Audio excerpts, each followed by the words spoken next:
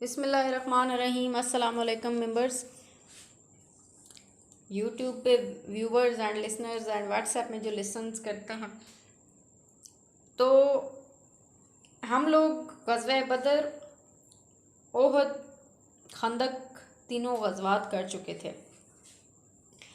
आज सुलह हुदैबिया करना है। और देखिए, इस तरह आपके जो स्टेप बाय स्टेप जो सहाबा कराम इसके अंदर एडिट होते जा रहे हैं, जो जो मिहातुल मोमिनीन हैं, जो जो फीमेल्स के नेम हैं किस ग़ज़वा में इम्पोर्टेंट जो थे, इसी तरह जो हिजरी हैं वो भी आपको याद रहे, पहले नबवी फिर हिजरी। तो इसी तरह अभी आज सुलह हुदैबिया जो है 6 हिजरी को है। तो पहले मैंने तीनों आपको सबसे पहले हज़रत सल्लम एज़ सफ़ारतकार पढ़ाया था।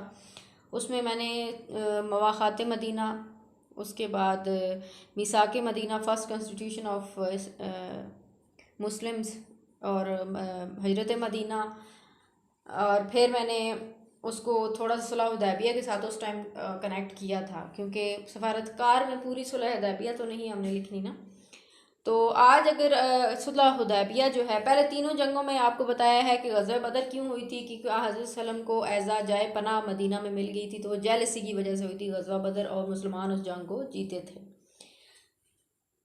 ठीक है, दूसरी जंग जो हुई थी ग़ज़वा ओहद, ओहद के मकाम पर हुई थी, क्योंकि वो जंग जीत चुके थे मुसलमान, तो बदला लेने के लिए फिर कुरैश ने की थी। और फिर ग़ज़वा खंदक हुई थी, क्योंकि ग़ज़वा ओहद का कुछ ख़ास नतीजा नहीं निकला था, तो ग़ज़वा खंदक, जिसको ग़ज़वा अहज़ाब भी कहते हैं, क्योंकि मुख्तलिफ़ कबाइल ने मिलकर ये जंग लड़ी थी, तो और उसमें बनु नसीर की बदअहदी और ये तमाम जितनी बदअहदियाँ हैं ना, जितनी भी अहद शिकनी है मुख्तलिफ़ कबाइल की, तो ये सारी आपने एक तो ग़ज़वात के अंदर तो ऐड करनी है, दूसरा आपने किधर ऐड करनी है इसको, इन सब को सफ़ारतकारी में ऐड करनी है। हज़रत की सफ़ारतकारी यानी मिसाक मदीना हुआ, और उसके साथ जिन जिन कबाइल ने, जिन जिन उमरा ने बदअहदी की, मिसाक मदीना को तोड़ा, तो उनका क्या है, उनको मदीना से निकाल दिया गया। और इवन कुछ कबाइल की तो 400 मैंने आपको बताया था,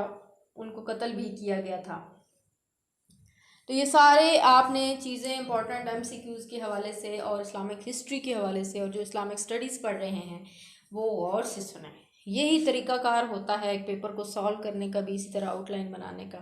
सफ़ारतकार मैं पढ़ा चुकी हूँ मुकम्मल, और सिपह सलार इंशाल्लाह ग़ज़वात मुकम्मल होने के बाद मैंने कहा है आज सुलह हुदैबिया है, फिर हम उमरा को खतूत पढ़ेंगे, एंड फिर हमारा इसी तरह आगे आता जाएगा जो कि ग़ज़वा है फ़तह खैबर होगा। फ़तह खैबर के बाद होगा जी ग़ज़वा मौता हम पढ़ेंगे, एंड ग़ज़वा मौता के बाद फ़तह मक्का। ठीक है, और फ़तह मक्का क्योंकि लास्ट है हज़रत सल्लम के बाद, ये आखिरी फ़तह मक्का, और फिर ग़ज़वा हनैन, एंड लास्ट पे ग़ज़वा तबूक जो हज़रत सल्लम का आखिरी ग़ज़वा है। और उसके बाद हज अकबर के बाद, हज अकबर के बाद हम खुलफा की तरफ आ जाएंगे, और साथ ही पाक अफेयर्स शुरू कर देंगे। ठीक है, तो ये 5 to 6 और लेक्चर्स होंगे आज के बाद, 5 तकरीबन, और उसके बाद हम पाक अफेयर स्टार्ट करेंगे, साथ में हमारी खुलफा स्टार्ट हो जाएंगे। तो be patient, be responsible, and ख़ास कर आप लोग, उस्ताद चाहे आपसे एज में छोटा है बड़ा है, आपका उस्ताद ही होता है, उससे आप रिस्पेक्टफुली बात करें, यही कामयाबी का राज होता है। आप किसी भी ओहदे पे पहुंच जाएं, छोटे हैं बड़े हैं, तो ये ख्याल रखा करें। ठीक है, biological I am a female, लेकिन जो मुझे एज अ फीमेल समझ के बात करेगा तो बिल्कुल बर्दाश्त नहीं करूँगी, और इसको किक आउट कर दूँगी इस ग्रुप के अंदर से। होप सो आप समझ जाएंगे। और मेरे ख्याल में 98% बच्चे बहुत ही ओबीडियंट हैं, अच्छे तरीके से बात करते हैं, और किसी की लीनियंट होने का नाजायज़ फ़ायदा नहीं उठाना चाहिए। तो लेक्चर शुरू करते हैं जी। सुलह हुदैबिया 6 हिजरी को हुआ है। तो मैंने पिछला पढ़ाया था कि ग़ज़वा खंदक में क्योंकि हालात बहुत अच्छे हो गए थे और एक इस्लाम वाकई फैलना शुरू हो गया था, तो अब मुसलमानों को मौका मिला था कि वो उम्रा के लिए जाएं। ठीक है, अच्छा जी, मुसलमान जो है जब से मुसलमान मक्का से निकाले गए तो यानी 6 साल से उन्होंने काबा को बिल्कुल ना देखा था, ठीक है। इसलिए ज़िलक़द 6 हिजरी में हज़रत मोहम्मद सल्लल्लाहु अलैहि वसल्लम कितने लोगों के साथ 1400 मुसलमानों के साथ उम्रा की नीयत से मक्का रवाना हुए, और इस ख्याल से कि कुरैश को जंग वगैरह का शुबा ना हो, एहतियात फरमाई कि आराम बांध कर कुर्बानी के ऊँट साथ लिए, ठीक है। मुसलमानों को हुक्म दिया कि कोई शख्स हथियार बाहर बांध कर ना चले, सिर्फ तलवार साथ हो, वो भी न्याम के अंदर। तो जुल्हलैफा पहुँच कर कुर्बानी की इब्तदा, जुल्हलैफा MCQs में भी पूछा जाता है लफ्ज़, ठीक है। जुल्हलैफा जो है पहुँच कर कुर्बानी की इब्तदाई रस्में अदा की। कुरैश को खबर हुई तो उन्होंने आपको रोकने के लिए ज़बरदस्त तैयारियाँ की, ठीक है। मक्का कुरैश से बिलोंग करते थे ना, कुरैश जो है मक्का से बिलोंग करते थे ना, और पैगाम भेजकर तमाम मुत्तहिद कबाइल को जंग के लिए जमा किया। उन्होंने जाकर कुरैश को खबर दी कि मुसलमान उमैम के मकाम तक पहुंच गए हैं। इनके जाने के बाद मुसलमान आगे बढ़कर मकाम हुदैबिया में ठहरे, ठीक हो गया। ये मकाम मक्का के इलाका में शामिल है। कुरान हकीम ने इसे बतन मक्का या वादी मक्का कहा है, ठीक है। यहाँ पे मकाम हुदैबिया पे ठहरे थे। तो अभी मतलब ये था कि उम्रा के लिए 6 साल बाद गए थे ना मुसलमान, क्योंकि अब 6 हिजरी को ही है सुलह हुदैबिया।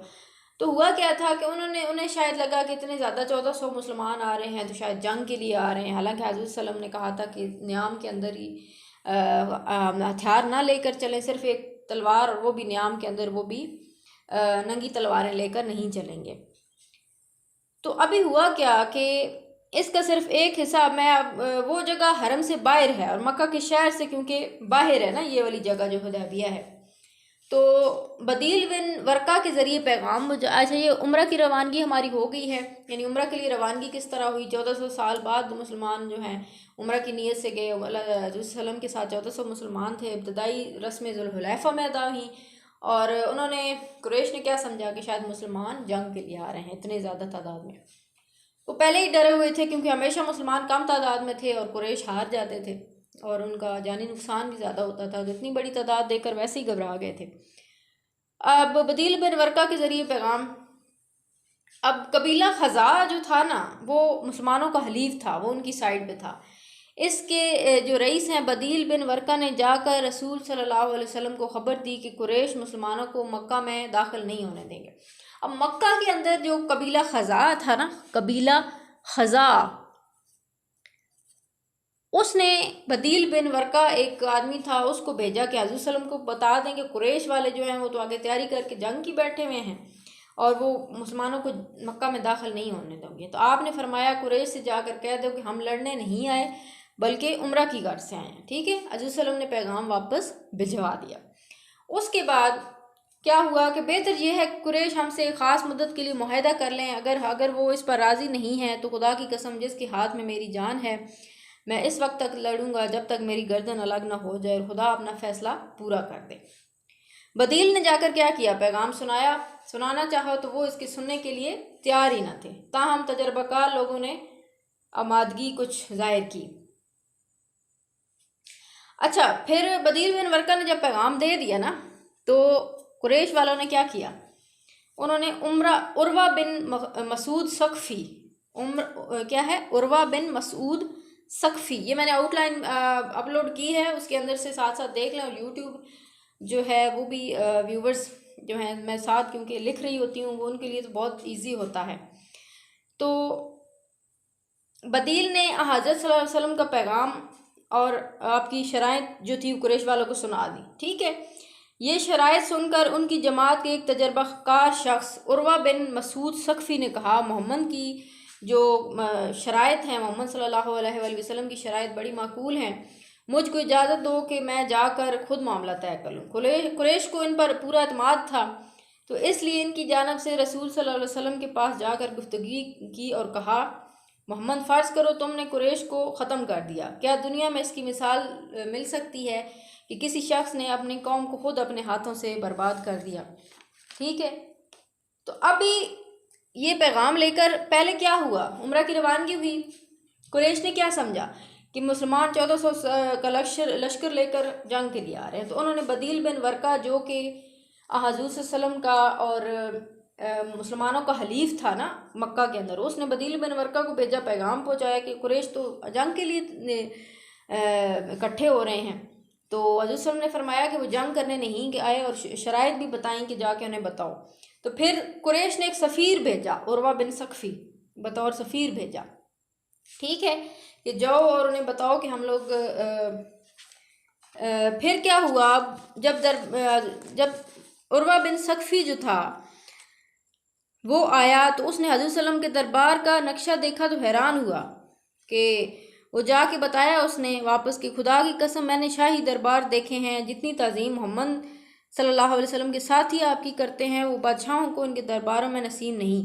आप थूकते हैं तो सहाबा हाथों पर लेते हैं और मुंह और बदन पर मलते हैं। जब आपका कोई हुक्म सादर फरमाते हैं तो सहाबा फ़ौरन तामील करते हैं।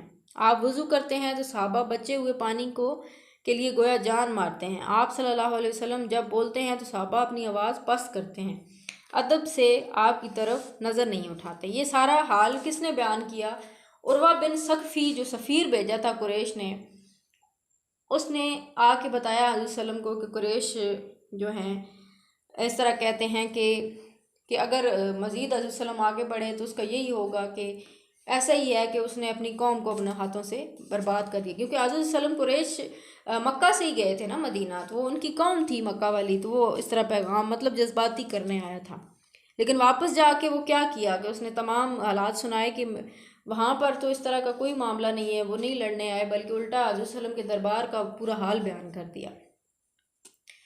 अभी बैत रिज़वान है, बहुत ही इम्पोर्टेंट है, ये याद रखिए। बैत रिज़वान भी 6 हिजरी को ही हुई है और सुलह हुदैबिया के साथ की है। बैत रिज़वान का तल्लुक़ जो है जी ये हज़रत उस्मान से है। हज़रत सल्लल्लाहु अलैहि वसल्लम ने मसालत के लिए गुफ्तगू के लिए खराश बिन उमैया को भेजा, ठीक है। कुरैश ने इनको कत्ल करना चाहा मगर इनके कबीला के आदमियों ने बचा लिया। हज़रत सल्लम ने यानी एक बंदा भेजा खराश बिन उमैया। हराश की वापसी के बाद कुरैश ने मुसलमानों पर हमला के लिए एक दस्ता भेजा मगर वो गिरफ्तार कर लिया गया। हज़रत सल्लम ने दरगुजर से काम लेकर इसे छोड़ दिया, ठीक है। यानी हज़रत सल्लम ने हत्तल इम्कान कोशिश की है, ये भी याद रखिएगा एज ए सफारतकार, हत्तल इम्कान कोशिश की है हर मौका पर कि जंग ना हो। यहाँ पे अगर देखा जाए उन्होंने लश्कर जो भेजा था उन सबको कत्ल भी तो किया जा सकता था ना, लेकिन हज़रत सल्लम ने उनको दरगुजर किया और वापस भेज दिया, ठीक है। तो बैत रिज़वान की वजह से ही फिर आगे जाके सुलह हुदैबिया हुई थी। फिर क्या किया, हज़रत सल्लम ने दरगुजर से काम लिया और फिर कुरैश की इस रविश के पेश नज़र आपने हज़रत उस्मान को कुरैश के पास भेजा, हज़रत उस्मान रज़ी अल्लाह तआला अन्हु को। तो उन्होंने कुरैश वालों ने आपको रोक लिया, हज़रत उस्मान को रोक लिया और ये अफवाह फैल गई कि उस हज़रत उस्मान को कत्ल कर दिया गया है। हज़रत को सख्त सदमा हुआ, आपने कसास के लिए सहाबा से जांबाजी की बैत ली, यानी हज़रत उस्मान का बदला लेने के लिए हज़रत उस्मान रज़ी अल्लाह ताला अन्हु के कत्ल का बदला लेने के लिए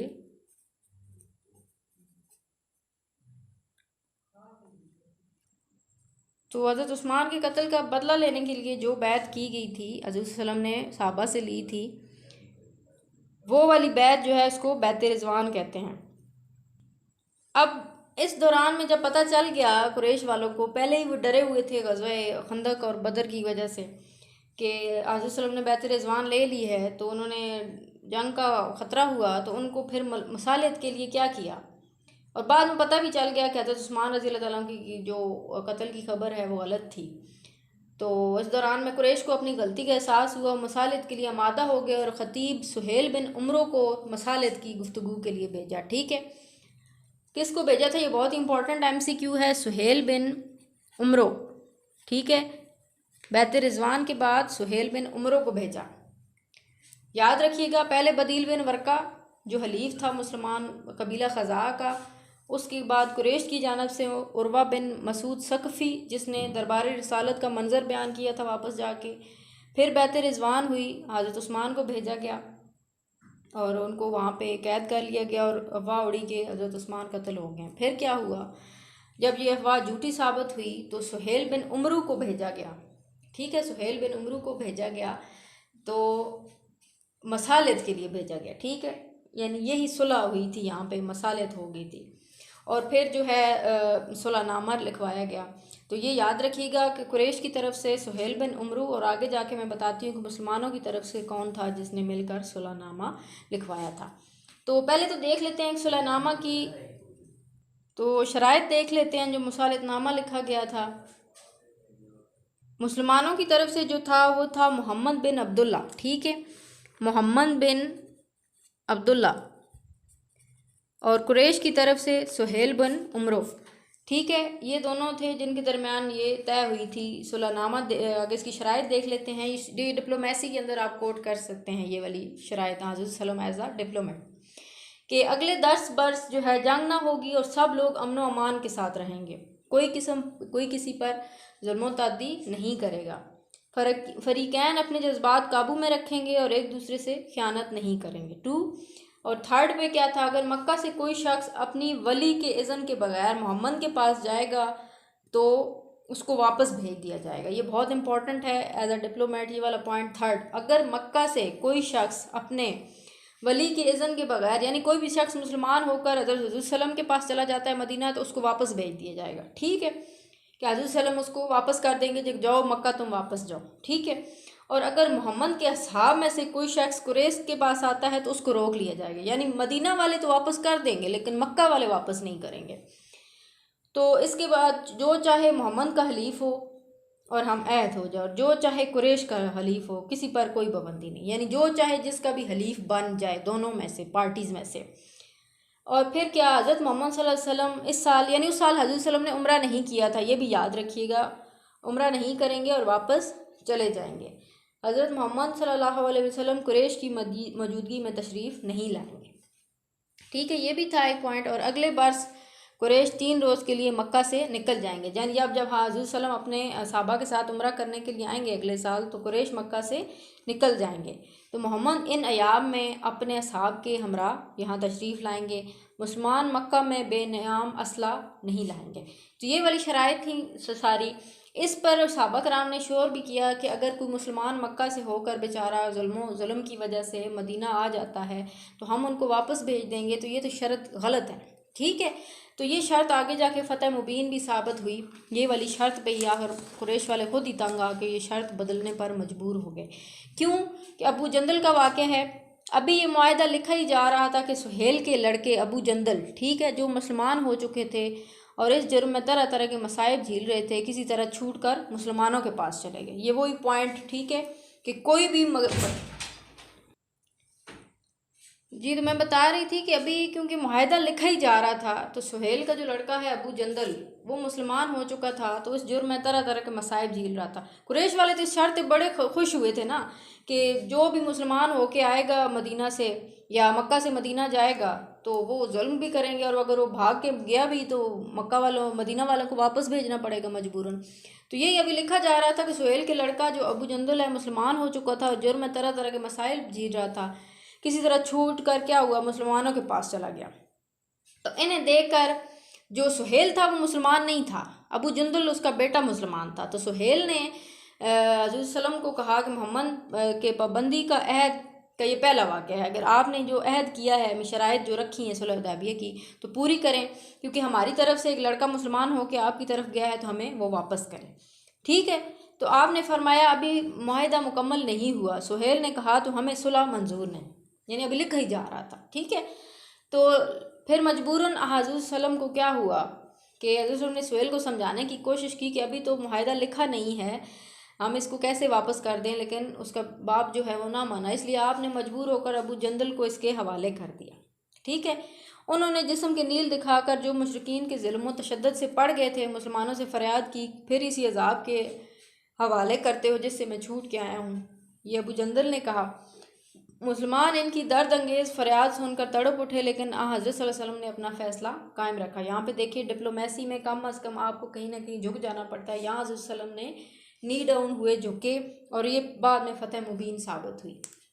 यही जो शर्त थी ना, यही अबू जंदल ये किसका बेटा था जी? सुहेल का बेटा था, सुहेल का बेटा। सुहेल मुसलमान नहीं था, अबू जंदल मुसलमान था, ठीक है। तो फ़तह मुबीन किस तरह थी, यही वाली। और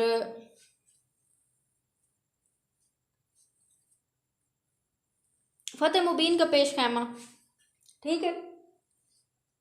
जब ये वाली सुलह हुदैबिया हो गई 6 हिजरी को ना, तो फिर क्या हुआ, पहले तो उम्रा अदा नहीं हो सका ना इस साल, उस साल यानी जब ये अभी सुलह नहीं हुई थी, लिखी नहीं गई थी, उससे पहले उम्रा नहीं हुआ। तो फिर क्या हुआ, जब ये सुलह लिखी जा चुकी तो सुहेल के बेटे अबू जंदल को भी वापस हो गया। तो कुरैश को पता चल गया कि ठीक है, अब मुसलमान जो हैं वो सुलह हो गई हमारी, और हमारे तमाम जो हैं शराइत भी मान ली हैं।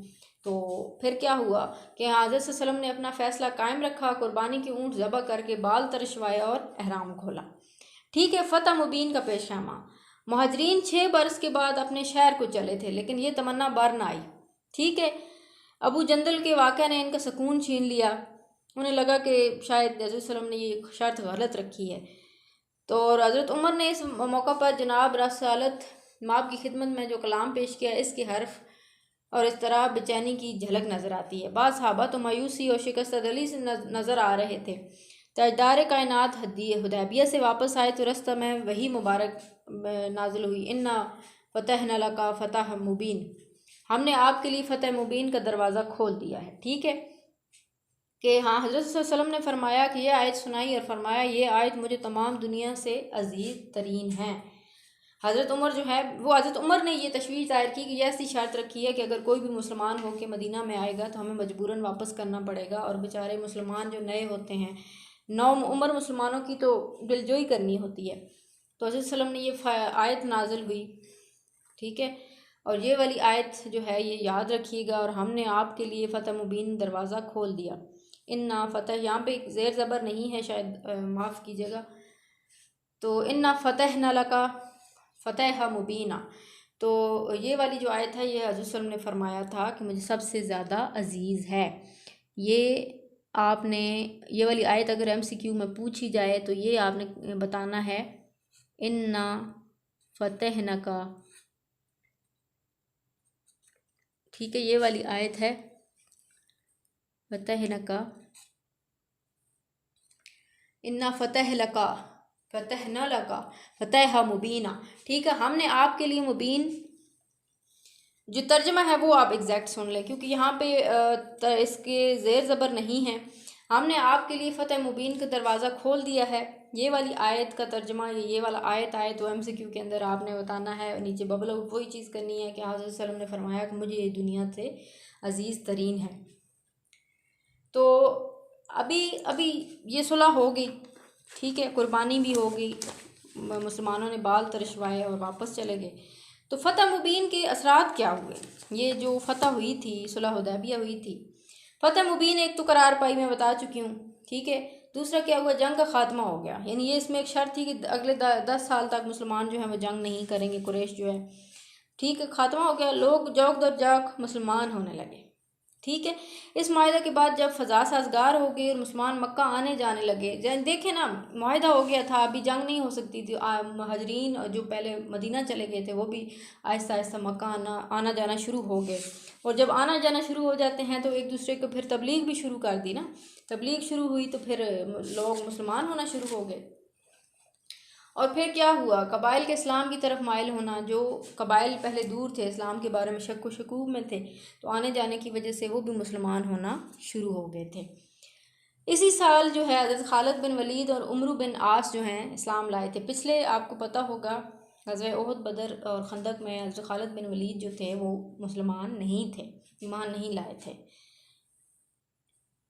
अब इसके नतीजे में क्या हुआ, इस्लामी माशरा इसी तरह होता चला गया। हज़रत खालिद बिन वलीद और हज़रत उमर बिन आस जैसे लोग इस माहिदा के बाद मुशर्रफ इस्लाम हुए।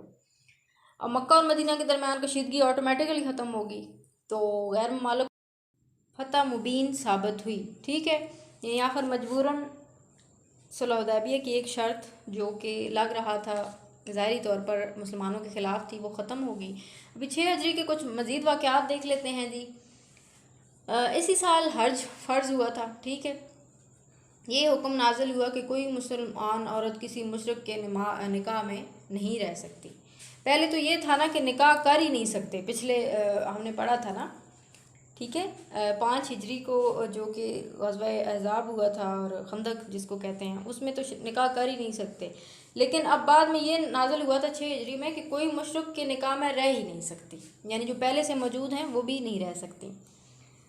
तो 6 हिजरी को ही हज़रत जवेरिया जो थी वो आप सल्लम के निकाह में आई थी। इसी साल और भी छोटी मोटी सराया लड़ाइयाँ हुई थी 6 में। तो ये तो जो इम्पोर्टेंट है इसके अंदर, एक तो ये है कि इसी साल हज फ़र्ज़ हुआ था। असल में थोड़ा लेक्चर लंबा हो जाता है तो मैं दरमियान में पास कर देती, लेकिन इतना था नहीं। इम्पोर्टेंट MCQs थे आखिर पे, ये आप लोग नोट डाउन कर लीजिएगा। तो ये था आज का लेक्चर। इंशाल्लाह हम नेक्स्ट बादशाहों को जो खतूत लिखे थे आज़ सल्लम ने वो वाले पढ़ेंगे, और नेक्स्ट टॉपिक जो है जी फ़तह खैबर करेंगे। ठीक है, तो ये हमारे 4 to 5 लेक्चर्स मज़ीद रहते हैं। 4 to 5 लेक्चर्स के बाद इंशाल्लाह हम लोग जाएंगे जी पाक अफेयर्स के बाद पाक हिस्ट्री स्टार्ट कर देंगे। साथ में हम इंडो पाक हिस्ट्री करेंगे और फिर पाक अफेयर्स, एंड देन इधर हम इस्लामिक स्टडीज़ का साथ खुलफा हो जाएंगे हमारे। और फिर लास्ट पे जो हमारी जोग्राफ़ी है वो साथ साथ चलती रहेगी। आपको जोग्राफ़ी के काफ़ी कॉन्सेप्ट क्लियर हो चुके हैं। मैं 3 डेज़ आपको इस्लामिक स्टडीज़ करवाती हूँ और 3 डेज़ ही जोग्राफ़ी करवाती हूँ। ये था आज का लेक्चर जी। जज़ाकल्लाह खैर, शुक्रिया जी, एंड अल्लाह हाफ़िज़।